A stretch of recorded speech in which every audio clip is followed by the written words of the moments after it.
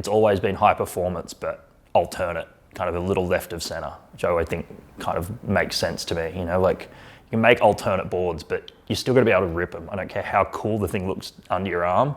If you bog and rail going down the line, like you're a kook.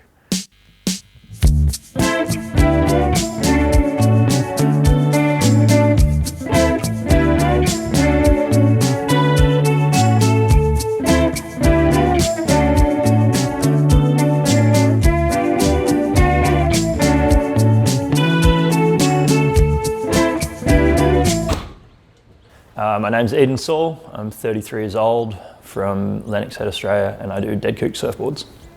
I started shaping boards kind of just out of a curiosity. I think at that point in time, there wasn't really anyone making twin fins or kind of the longest single fins I really wanted, apart from like Dick Van Stralen or something up at Burleigh. I kind of just started tinkering around and just made a bunch of shitty ones and kind of just kept at it from there.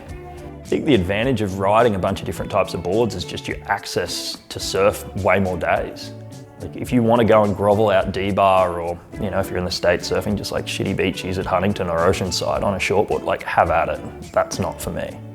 I think there's so many days that if you're on something a little different, it's just opening up a lot more possibilities. I might use the golf club adage, but like you're not going to play a whole round with a 3-iron. I definitely think over this last probably like 8-10 years I was traveling constantly, which I loved, and it somehow became normal and I was having fun doing that. And now that I'm stuck and kind of been here, I've actually really had to probably focus on my business in a way I haven't really. I don't know how seriously I ever really took this thing.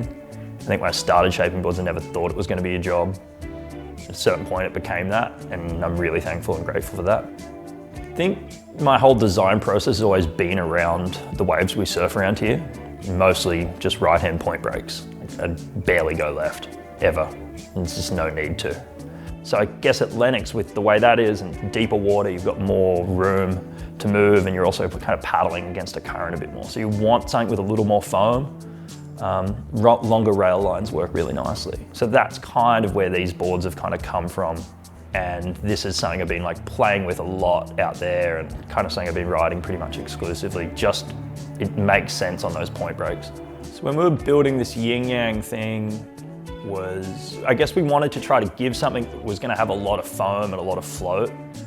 Something that was going to have like a lot of drive down the line, but still like a really easy and forgiving rocker. Dude, I just really love the twin and the channel with the long fish back. This pretty much makes the twin a thruster, right? A feel, strong channel.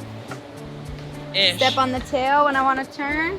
I think when we're approaching it, Matt really, to me, makes some of the best alternate but high performance boards out there. So like for me to go and make a little 5/6 quad just seemed redundant, and that's not what I ride. So I wanted to make just a cool representation of what I ride and what I think would work for them, thinking about the point breaks down there, whether it was going to be 2-foot or 6-foot tubes, and saying it was going to work.